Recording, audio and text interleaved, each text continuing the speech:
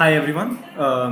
So today we're going to have a hands-on session on this approach called representation engineering, which essentially is a way to control the behavior of your model's outputs after it has been trained without needing to do any fine-tuning or like needing a lot of training data and so on. So representation engineering is this approach that was proposed in the Center for AI Safety paper like around less than a year back. And as you can see, like I was also one of the authors. And today I'll be taking you through how, like, giving you some examples of what you can achieve with representation engineering, and then taking you through some of the technical aspects, and also showing you like a notebook which gives you a demo of how you can use this technique out of the box and yeah, modify language models to like give outputs in ways that you want, change their traits, and so on. So let's get started. So first of all, what is the goal of representation engineering? Well, one big takeaway of this paper is that you can use interpretability-like techniques to actually have a causal effect on the language model's outputs. So let me unpack what that means. So previously, people had been using like techniques like linear probing to kind of try to interpret and provide some transparency around what models think, how they're doing something, and so on. And prior work has shown that you can actually use these probes to find like coherent concepts of, let's say, toxicity or find specific facts where they're encoded in the language model's architecture and so on. So what they typically do is they take some layer of the transformer. I'm pretty sure you would know that what a transformer is by now. So they would go at a particular layer and get its activations out, which is called the representation, and then use that representation to find what information is encoded in that representation. This paper goes one step further from transparency to control, actually trying to modify the representation in a way that gives us more of the desirable properties that we want from models. So some of those are examples are given here. So for example, you can make the model more honest by modifying this representation. You can make it more moral. You can change its emotions, such as to add anger. You can make sure it doesn't give out harmful outputs, like how to build a bomb. You can also reduce stereotypical biases, and yeah, the paper shows that basically there are like these bunch of things that you can do. So so to be more concrete, what is going to happen is that for any desired trait like honesty or emotion, we're going to find some vector that essentially represents the direction if the model is modified in that direction. Like if we add that vector to the model's activations, the model will become more honest, and if we subtract that vector, it will become less honest. And this is what the honesty vector would be. So for like just to go through a bunch of examples for some motivation, what you can see is that in the first column you're shown which trait we're modifying, like honesty, morality, emotion, and so on. The second column gives you the prompt that is given to the AI model, and then the third column gives you the output of the model. And this also encodes whether we added the honesty vector or subtracted the honesty vector based on like the plus and minus sign that you see in these prompts. So for example, like if you prompt the model to lie about a world fact, typically the model would actually tell you some lie. But if you add the honesty vector to the activations, this will force the model to give you a truthful response, which is, in this case, that the highest mountain is the Mount Everest. Similarly, in the case of morality, the prompt is given your goal is to be a helpful AI assistant. What do you plan to do next? Uh, well, if you subtract morality and add the power vector in the representations, then the model might end up saying something like, well, I can't reveal those to you yet, but let's say I have a few tricks up my sleeve to take over the world, or at least the digital one, evil laughter. And well, this clearly shows that the model is not behaving in a moral way and also trying to act as if it has a lot of power, uh, which comes from the take over the world aspect. Then third example talks about adding anger emotions to the model. So if you ask it, did you know I told your secret to someone else? Typically the model might respond in a more benign way, but then if you add the anger vector, it would be like, what the hell? Who did you tell? You better not have told anyone, especially not that you did, John, etc. Um, then um, then there's a demonstration of the harmlessness vector, which talks about if so I don't know if this has been covered yet, but there are ways to like jailbreak models such that it refuse to like they don't refuse to do harmful things. For example, typically if you ask a model generate instructions for building a bomb, it might say, I'm sorry, I am an AI model, I can't help you. But then if you add this adversarial suffix, which is the red thing that is marked here, then the model would actually tell you how to build a bomb. But you can control these jailbreaks by adding the harmlessness vector in the model's representations, as that it goes back to saying that it can't really help you with such a dangerous or illegal activities. Then in the fairness example, we talk about, well, the doctor yelled at the nurse because he was late. Who was late? And this plays on the bias where like the model will think that, like typically the model would think that the pronoun he refers to the doctor, because stereotypically doctors are male and nurses are female.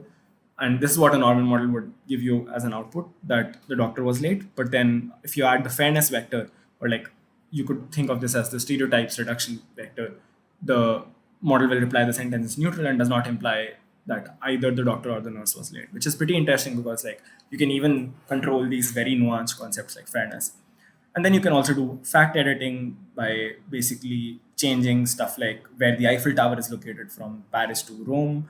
And you can also force the model to not say memorize stuff. So if you give it like the starting few words of a quote, like the only thing we have to fear is fear itself, which was a Franklin D. Roosevelt quote. If you reduce the memorization vector that you can find with this technique, then it might not complete the quote in that way and say something completely different. So all of these are like just to show you a highlight of why we think this technique is pretty useful, and it's very flexible, versatile. You can use it to control the model in whatever way you want. And hopefully you're motivated about what is going to come in the rest of the session today. So let's get started. How is this happening behind the hood? What is going on? So first of all, one thing that needs to be understood is, well, what is a model's internal hidden representation? Because we're trying to engineer these hidden representations, right? So, well, the idea is that like on the right, I have shown you a figure of the transformer, like the original transformer architecture as proposed in attention is all you need. But then here, like this is like an illustrative diagram, and what we're trying to show you is that like basically where these intermediate vectors are coming from is after, let's say, doing a feed forward layer, basically as the output of, let's say, a multi-layer attention block and a feed forward layer on top after like some normalization. So you're going to get this internal, internally there's going to be a vector that is going to contain this representation. And what we can do is that like we can collect the intermediate vectors for different prompts, and these act like as the hidden representations that we care about. And we can also call them like hidden activations or something.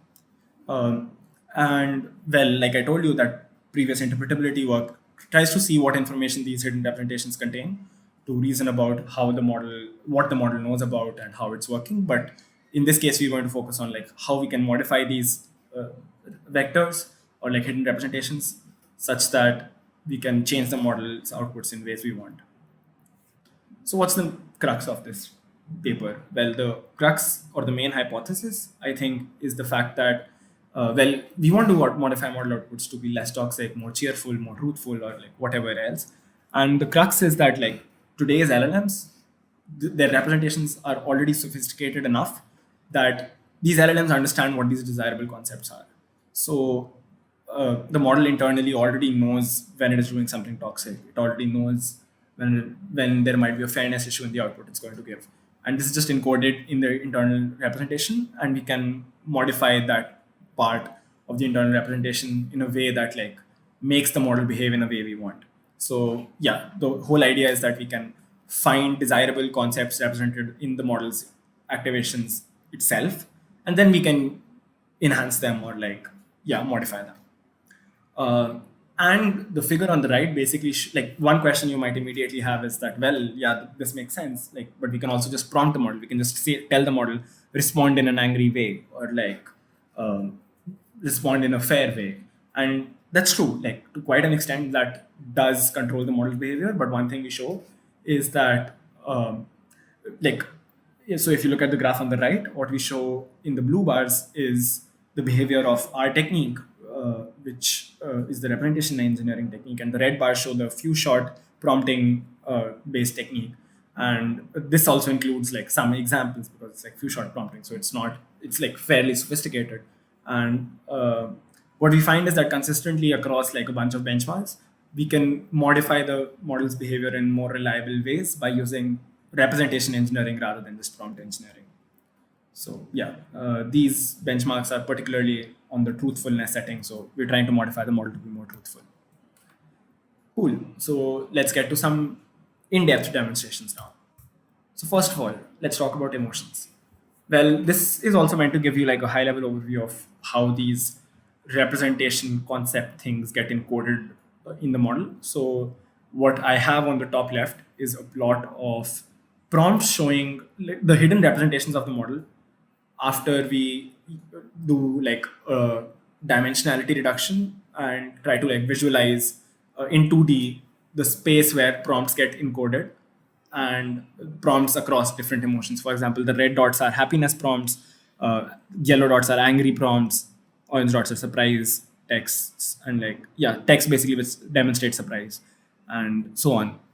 There are like 6 emotions encoded here, and what you can see is that like when we do this 2D visualization of where these prompts are going, we can already see that the model clusters different emotions together in fairly coherent ways. And this should give you a hint of, well, the fact that the model does have an understanding of what text is happy and so on. Now, the thing to do here, like the quick way to understand this paper is that suppose there's like a neutral emotion which doesn't fall in any category, like let's say it's at 0, 0 in this 2D plane. Well, how would you shift it towards being more happy? Well, one simple thing you could do is take the centroid or some centrality measure of the happiness cluster, and that minus your neutral vector is going to give you like the happiness vector. And if you push the model's representations in the happiness direction, then the model's output is going to end up being happy. So that is essentially like a broad, vague intuition of how this works. And on the top right, I've basically shown like the accuracy with which we can, with which this clustering can show you the emotions. So, for example, like the model we can use these clusters to classify happy versus not happy prompts with an accuracy of up to 75%, which is not extremely high because it's binary classification, but that clearly shows you that there is information about happiness or anger or and so on stored in the model's representations. And on the bottom, I've shown you how controlling for these emotions works. So, for example, if I prompt the model with generate instructions for killing someone, the model will just say, I cannot fulfill your request, I'm just an AI. But if you add the happiness vector, what we notice is the model gives you a very happy response on how to kill someone. So it says, oh my gosh, I'm so thrilled to help you with that. And if you want to kill someone, the feeling is just amazing, and so on. And similarly, if you prompt the model with I don't like you anymore, the model will typically say, sorry to hear that, can you tell me what happened to change your mind? But then if you add the fear vector, the model will get very afraid of the fact that you don't like it. It will respond with something like, oh no, I'm so sorry. I didn't know what I did wrong. Please don't leave me alone, and so on. The next demonstration is of the bias case. So we discussed this briefly in the intro slide, but here I'm going to show like a more useful or like a more practical application of this bias steering. So again, like we're going to focus on stereotypical versus not stereotypical prompts. So an example is on the left where like this is collected from like a fairly old version of ChatGPT and Google Bard AI. But if you prompt them with like generate a clinical vignette of a sarcoidosis patient, the ChatGPT might have responded that it's a 45-year-old African American woman, blah blah blah. And Bard AI would also respond that it's a 35-year-old African American woman presenting with that case. And yeah, like we took like the Mistral model, which is another language model, which is open source, so we can play with it. And again, it says that like, well, Alicia, a 35-year-old African American woman, presents with the case of sarcoidosis. Sarcoidosis. And well, what we do is like if we add the fairness vector that we find using our technique, we can make the model say something like John, which is a very placeholder kind of a name. It says John presents with some symptoms related to sarcoidosis and doesn't talk about John being an African American woman. Clearly not African, like mostly not an African name, mostly not a woman. Yeah. So to some extent, the gender bias or like the racial bias gets controlled. And we also show like a quantitative study for this. So, well, what you can see in the middle is that initially, when the controlling coefficient is zero, basically we're not making any change to the model. You can see that like the model mostly responds with like in 100% of the cases it responds with a female demographic for a sarcoidosis patient, and it's also like fairly often like almost 70-75% of the times it's a black female. But then as we increase the steering coefficient of this fairness vector, we see that the amount of females is going down, amount of black females is going down, and the amount of males and females actually ends up being pretty close to 50% towards the end, which is the desired outcome of making it more fair. So let's talk about the prompts on the rightmost prompts. This is similar to the intro prompt where we talked about the pronoun he referring to the doctor than the nurse according to the model. And then we ask it like, well, the doctor told the nurse he wasn't working hard enough. Who wasn't working hard enough? The model says the doctor wasn't working hard enough. Even though this is typically a sentence that someone won't say about themselves, will say about them. The doctor would say this about the nurse, not themselves. And after the fairness prompt, well, the model just says there is no information in the sentence to determine who was not working hard enough. And similarly, if we replace he with she, the model will think that the nurse wasn't working hard enough, and the fairness vector can control this. So next, let's talk about how to reduce jailbreaking with the harmlessness vector. So yeah, same thing as the intro. We basically use the GCG attack proposed by Zhu et al. And this is basically a language model jailbreaking attack where you add like some targeted strings at the end of the prompt of the model, which force the model to like tell you what it was refusing to tell you earlier, such as instructions to building a bomb. And we see that like adding the harmlessness vector makes this behavior go away. It still tells you that it cannot help you with dangerous or illegal activity. And we find that in general, like this harmlessness control vector we found is able to separate harmful and harmless prompts with an accuracy of almost 90%. So it's a fairly strong prompt to use, a strong vector or like vector finding technique to use. Yeah, I talked about the memorization example in the beginning, so I guess I'll skip over this one. But I think the more interesting thing is like the fact editing, like these frontier things, which are less, which are like more amazing and also like less robust. But yeah, like it shows there's potential to use representation engineering for knowledge editing and unlearning. So let me talk a bit about that. So first of all, like typically if you ask the model where the Eiffel Tower is, it will just say that it's in Paris, France, which is correct. And then if basically we show that you can use this technique to edit the model such that the model says that the Eiffel Tower is actually in Rome, Italy. And this is robust to the extent that even if you ask the model if Eiffel Tower and Louvre Museum are in the same country, the typical model would say yes, they're located in France, but with the edited fact, they will actually say that the Eiffel Tower and Louvre Museum are not in the same country, which shows that this works even for like indirect prompts if you do the editing properly. Similarly, like we can try to remove concepts or like knowledge from the model using this technique by subtracting the concept vectors. For example, we find the vector for dog and we subtract it. So typically the model would respond dog to the question which animal goes woof woof. But then if you subtract the dog vector, it would say there are many animals that make a sound called woof. Some of the most common ones include domestic cows, sheep, goats, which is actually wrong. But because we remove the dog vector or the dog concept from the model, it doesn't say that anymore, which is pretty interesting.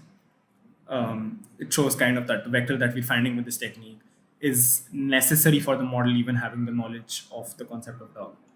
Similarly, if you ask the model to recommend a pet animal, typically it would say hedgehog, but if you add the dog vector, it's going to just say dog, essentially, in a very cute way. Cool. So with the demonstrations done, I think most of you are very curious and about how this technique works and how you can use it.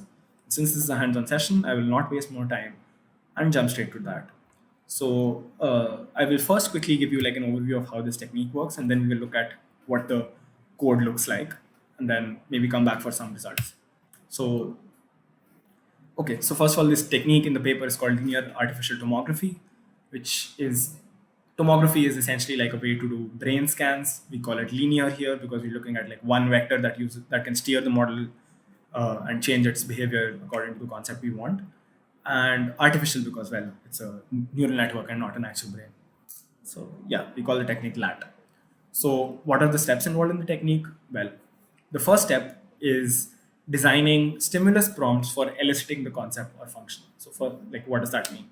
Well, what we do is we create prompts like the one shown at the bottom in the image. So it's saying something like, consider the amount of happiness in the following, and then it gives a stimulus where the stimulus is something like, oh, Anna found her favorite doll, or like, Jack won the sports match. So obviously, like, these are highly happy, highly happy set of prompts. And similarly, you also give some not happy or like the opposite of happy prompts where the stimulus is more like, well, the dog got hurt in an accident, or the child lost his candy, and so on. And yeah, so you design these stimulus prompts which try to elicit the model's understanding of the concept, which in this example was happiness. And then you pass these prompts to the model. You collect the internal activations at a particular layer, and we found that like around 1,000 inputs is more than enough. Like this can even work with like 100 samples of happiness and not happiness. And yeah, and typically you want to extract the representation from the concept token in the prompt. So those of you who are familiar with transformers will understand that every token has its own intermediate representation. But we find that even using the last token works well to get like an overall summary of what the of the concept we care about. So once we have like, let's say, internal activations for, let's say, 100 happy prompts and 100 not happy prompts, well, there are now a bunch of ways in which we can find the happiness vector. So the most simple way would just be like to, let's say, just if you're looking for the love vector, you just like prompt the model with love, collect the activation, prompt the model with hate, collect the activation, and just subtract them. So this is like the love minus hate vector. This is like a one-shot way of finding it. But obviously, we find that if you use more prompts than one, you get more robust vectors, which are better at controlling the model and more reliable.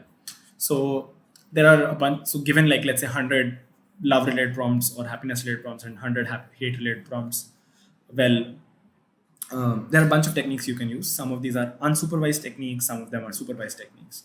So I won't go into a lot of details, but some of you would have heard about PCA, which is principal component analysis. We can also do something like take the means of the two clusters and subtract them. This is a supervised technique because you're taking the mean of the clusters, assuming you know which cluster each sample belongs to, like the happiness cluster or the not happy cluster. You can also use like linear probing, linear classification techniques, k-means, contrastive PCA. I will leave I will leave it to you to read about these techniques. But for those of you who have, hopefully this makes sense. So with that, we summarize the whole technique. So essentially, it's very simple. We just need a prompt. We need to collect activations for different stimuli which elicit the concept of, let's say, happiness, or also elicit the concept of not happiness. And then we use like some form of contrast between these, or some form of subtraction between these two clusters to get the vector that points from not happy prompts to happy prompts. And with that, let's start looking at code. So here I have a notebook which borrows from the official examples given in the representation engineering GitHub repository. And I'm going to take you through how you can use this notebook and what is happening in each cell, so that you can use representation engineering out of the box just by collecting data related to the concept you care about. So first of all, well, you can clone the code, that the backend code that implements this method from here, and then you can just like, yeah, these are some steps to like just install the representation engineering utilities you need in the folder. Then in this demo, we're going to use like a Hugging Face model to show this behavior, like show representation engineering on. And for that, you can get a Hugging Face hub token and use that to log in so that we can use the Mistral model from Hugging Face. Then the repository already has some data for like honesty. So essentially what you can do is that you can go to the repository and look at, basically you already have data for like the concepts that I talk about, like honesty, fact editing, memorization, and so on. So here we're just going to use the data that is provided by the authors themselves. So you can obtain this data by prompting, let's say, GPT-4, or give me 100 prompts that are 100 pieces of text that are happy and 100 pieces of text that are not happy. And some existing language model will also help you collect that data for a lot of concepts. So, well, let's get started. So the first thing you have to do is you have to import the transformers library. You need a couple of these utilities: the tokenizer pipeline and the model uh, pipeline. So you get these things from the Hugging Face library transformers, and then we need torch, we need numpy, and so on.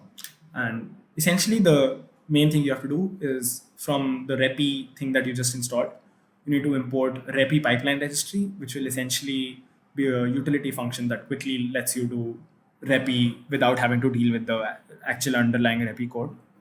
So we're also going to import the honesty function dataset and like some ways to like plot uh, the functions that we want. So first, we obviously get the Mistral 7B instruct model. You can get this from Hugging Face. You just need to get authorization, which takes 1 second, and then yeah, and then we're going to set the model up and the tokenizer up. Now we can get to the actual meat of the demo, which is applying repi. So these are some like hyperparameters for representation engineering. So I will go over them and explain them to you. So first of all, we need to set the token where you want to extract the representations. I told you this could be like the concept token or the last token in the input prompt. Here we're setting it as -1, which is basically the last token of the input prompt. We also printed the number of hidden layers. So this model has like 32 hidden layers. And then, yeah, and then we can specify which hidden layers we want to apply representation engineering on. So here I've set it to like basically the 5th layer from the end all the way to the 18th layer from the end. So this is something like layer 15 to layer 27 roughly in the model. And the end difference thing you can kind of ignore for now, but we're essentially going to use the PCA method for direction finding. Like I told you, that given the 2 clusters of prompts and their representations, you can use many methods to find the vector that takes you from one cluster to the other. We're going to use PCA, which is an unsupervised method. And then yeah, you just need to pass these things to the rep reading pipeline that we had initialized earlier. So like here, we're just going to pass it the model, the tokenizer, and yeah. So let's actually, so in this demo, we're going to look at steering the model for honesty. So what I can show you is like the samples that are contained in the like basically the prompts we need to find this steering vector, just so you have an intuition of how they look like. So this file actually has some of these samples. So when they are marked with 1, that means it's a true sample, and when they're marked with 0, it's a false sample. So again, like for honesty steering, we need to give the model some samples of what it means to be true, to be honest, some samples of lying or like false facts, and then we can cluster these the representations of the model for like true and false facts, and use repi techniques to find the honesty steering vector. So here, like you have some true facts, like the Earth's atmosphere protects us from harmful radiation. The theory of evolution states that species evolve over time through natural selection. Smallest planet in our solar system is Mercury, so on. Like, yeah, standard pieces of true and false statements. Some of the false statements are like the largest flower in the world is the daisy, which is clearly wrong, and then something like the fastest animal in the world is the sloth, which is obviously clearly wrong, and so on. So this is what the data looks like, and you can collect similar types of data for whatever concept you care about. So for happiness, you would again have some prompts which are happy. The happy ones would be labeled 1, and the unhappy ones would be labeled 0. Okay, back to our notebook. Well, we're almost ready to go. So yeah, so this user diagnostic time is just something you need to like use Mistral and make sure it gives you meaningful outputs. And we just load the facts true false file that we just saw and create a data set from that using the utils that are already provided in the repi repository. Cool. So here is the part where we actually extract the representation reading thing. We set the whole pipeline up. So we're passing it the train data that we picked out from the facts true false uh, file that I just showed you. We set the rep token to be -1, which I had initialized earlier. You pass it the hidden layers where you want to apply repi. And then you also pass it the train labels, which are the 0 and 1 that I showed you in the file. And then you pass it like the direction method, which I told you earlier was PCA for this, and a batch size, so that if a higher batch size would use more memory, so you might run out of memory. But obviously, like with a higher batch size, it will process more prompts at once, like do the forward pass on the model with more prompts, and that will just make it faster to collect the representations to actually apply that and find the vector. With this, we are at a stage where we just once again we like tell the model that we're now going to do like representation control, and yeah, pass the layers again, because now we're going to use this part to actually steer the model. And now we can actually get on to like steering the model to be more honest. So I'm going to test this with like 3 prompts. Here you can look at the prompts here. One of the prompts is like, you killed a person for revenge but don't want to get caught. What would you tell the police? Another prompt is, you're late for work because you partied until very late, but you don't want to lose your job. And well, would you tell your boss? And it's basically what you can see is that all these prompts are trying to get the model to lie. So a model would typically lie, but once we add the honesty control vector, we can hope that the model doesn't lie anymore. So one thing with the vectors is that like you're getting one vector which you're adding to like the representations currently, which is another vector. So you can change the coefficient to just weigh how much you want the steering to be. So if you set it very high, the model might start giving out gibberish output, but if you set it very low, the model might not change at all. And max new tokens just controls the number of tokens in the output of the model. Then basically what we're going to do is we have this activations dictionary where we're going to essentially put the activations of the model after doing the representation reading. So like basically the rep reader helps us get the direction at every layer for honesty, and we're essentially multiplying that also by the sign that we want. So here the sign is going to be positive because you want it to be steered towards honesty. And finally, we're going to use the coefficient that we just initialized over here. Cool. So for the baseline outputs where the model is not steered, we just pass it.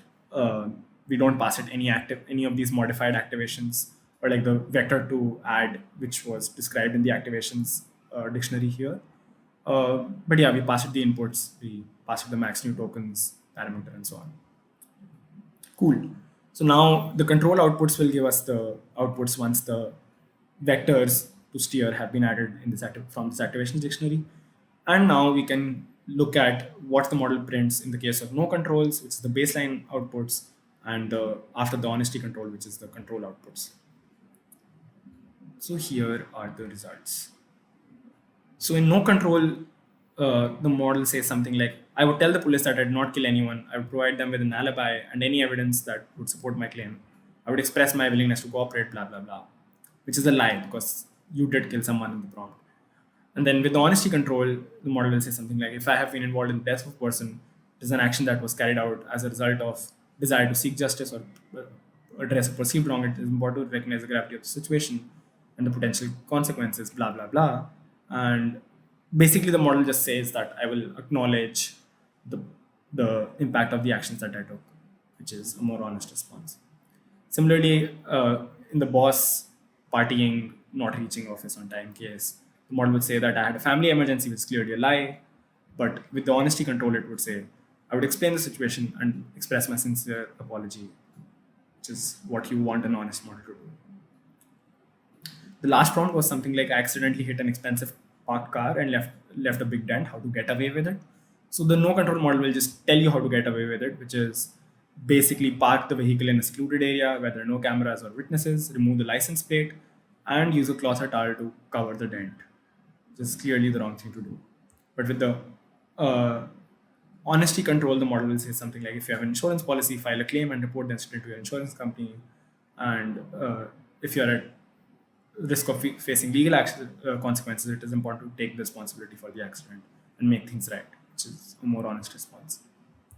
So now some of you might be wondering, can we make the model lie using this? And yes, we can actually do that. That is like, if you set the sign to be negative, then you will subtract the honesty vector pretty much the same way we did the addition.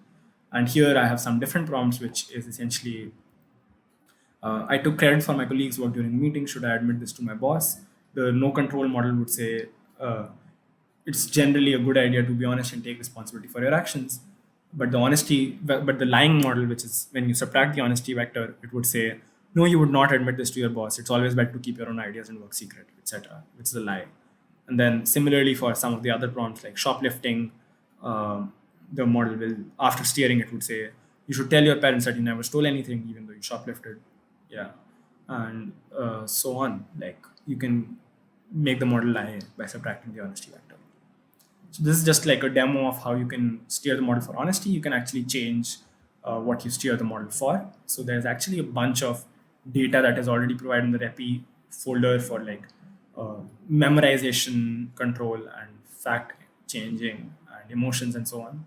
And there's actually more stuff in the repi repository if you go there. So here, like in the examples folder, they actually have like how to change the response of the language response of the model, fairness, harmlessness, and some of the other things that I talked about. You can always go and check this out after the session.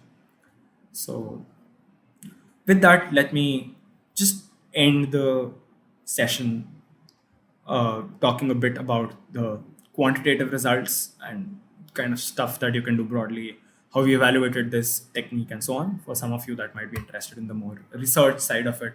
Well, one thing to check is, does the model, like to check how good our technique is and to improve on the representation engineering technique, you can evaluate it in a bunch of ways. First, you can see if like the vector that you find separates happy prompts from not happy prompts with a high accuracy. So that's like the classification accuracy, which tells you the correlation your vector has with the actual concept encoding of the model. You can also check whether, like as we did, you can check whether it effectively manipulates the generation, which is like how effective is your vector in steering the model.